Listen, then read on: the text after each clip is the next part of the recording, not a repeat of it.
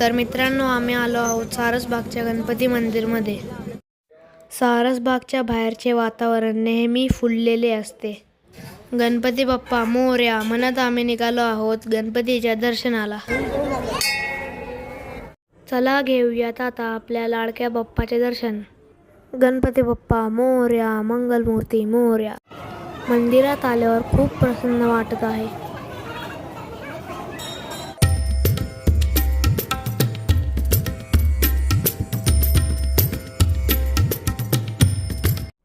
हे पहा, उंदीर मामा मोदकाचा कसा आस्वाद घेत आहेत. आणि हे पहा, तळ्यातील कासव जणू काय मला हाय करायसाठीच बाहेर येऊ पाहत आहे.